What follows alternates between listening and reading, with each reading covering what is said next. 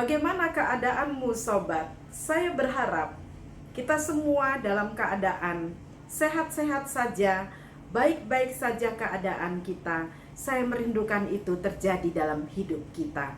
Bagaimana tentang persahabatan? Kunci persahabatan yang sejati terletak di saling percaya, menaruh rasa trust dalam kehidupan sahabat kita. Kita tahu bahwa apa yang dikatakannya itu benar, tidak ada yang tersembunyi. Ada keterbukaan. Apa yang dikatakan itu tidak menyimpang. Kalau dia mengatakan A, kita tahu bahwa itu A. Dan kalau dia mengatakan B, kita tahu bahwa itu persis benar-benar itu B. Dia dengan apa adanya. Dan kita percaya 100%, dia tidak akan menipu kita. Dia tidak akan membohongi kita. Dan benar apa yang dikatakannya, benar apa yang dirasakannya, benar apa yang dipikirkannya, sebagaimana dia ada. Apakah itu memang seperti demikian? Tidak. Seorang yang berani bersahabat, berani membuka dirinya, berani untuk tampil apa adanya, berani untuk tidak membohongi, berani untuk jujur dan terbuka. Ini adalah kunci untuk saling percaya. Kita tidak ragu-ragu dengannya. Dan dia tidak mungkin akan menyusahkan kehidupan kita, mempersulit kehidupan kita. Dan kita menaruh rasa percaya setiap waktu. Nah, ini perlu dibina kalau kita mau persahabatan itu lebih mendalam. Saya punya sahabat, lebih tua usianya, lebih berpengalaman dari saya, tapi dia mengatakan dia nyaman kalau berbicara sampai hal-hal yang rahasia dalam hidupnya. Suatu ketika dia mengajak saya untuk makan di satu terminal pom bensin bus dan pom bensin kendaraan, dan itu perjalanan Bandung-Jakarta. Lalu kemudian duduk dan dia mengatakan, saya boleh nggak ditraktir makan soto enak ini? Saya ingin makan panas-panas. Saya ingin cerita sesuatu denganmu. Dan kami duduk berdua, saya mendengarkan saja karena saya tahu ada banyak rahasia-rahasia yang sangat berat dan rasanya tak pantas untuk disampaikan mengenai hidupnya, tapi dia percaya penuh bahwa saya tidak akan menyulitkan kehidupannya dan bahwa saya akan menjaga rahasianya.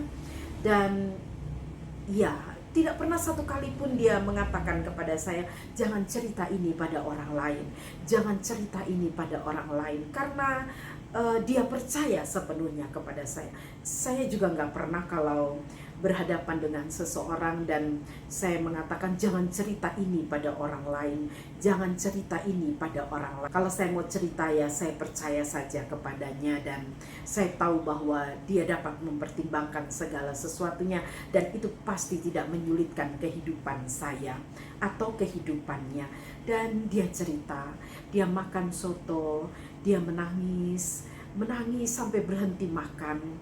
Dia menceritakan bagaimana kehidupannya, apa rencana-rencananya, bagaimana dia harus keluar dari persoalan-persoalannya, bagaimana dia harus berani mengambil keputusan dan langkah untuk kebaikannya karena dia tahu itu salah dan itu tidak benar dalam hidupnya. Saya bersyukur dia mempercayakan hal itu dalam kehidupan saya dan saya tinggal meneguhkan dia bahwa dia harus melangkah seperti yang dia pikirkan dan itu sangat baik dan dia mengerjakannya. Ada banyak hal-hal di relung hati yang menjadi perabot kotak hitam dalam kehidupan kita dan kita hanya dapat menceritakannya dengan sahabat kita karena kita tahu kita saling percaya. Dan ini untuk kebaikan kita, untuk pertumbuhan dan perkembangan kehidupan kita ke depan.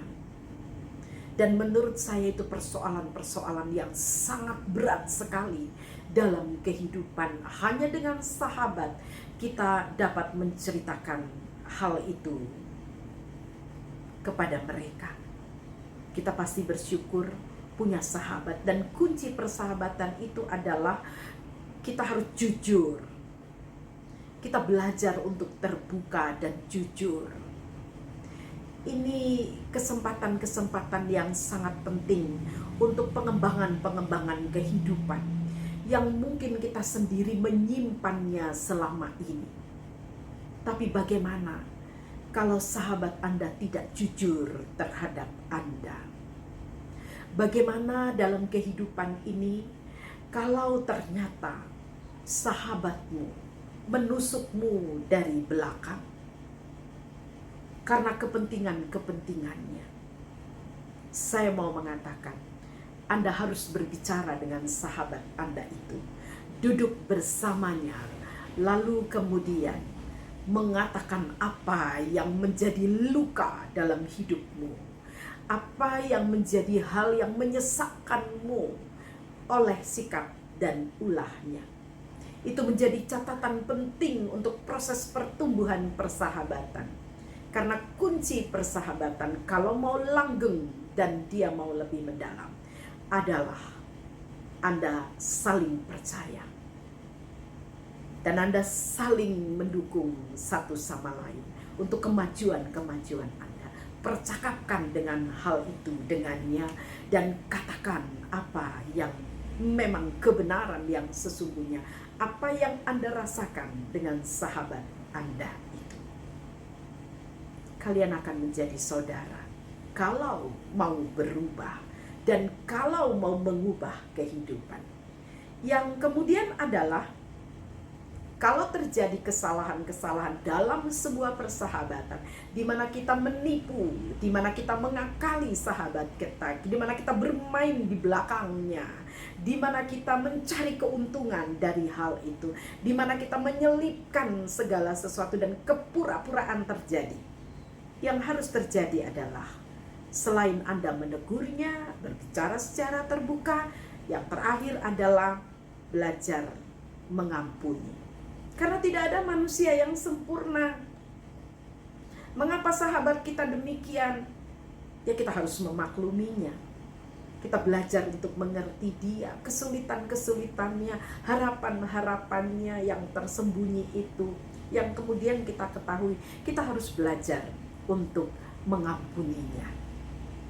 Memang sungguh-sungguh harus belajar mengampuninya. Di sini persahabatan akan langgeng dan di sini kasih sayang akan muncul. Jadi menjadi sahabat. Kamu juga disebut sahabat-sahabatku. Mari mengembangkannya dengan orang-orang yang baru dalam kehidupan kita. Mari menyelami kehidupan persahabatan yang lebih dalam. Nah, jangan korupsi persahabatan.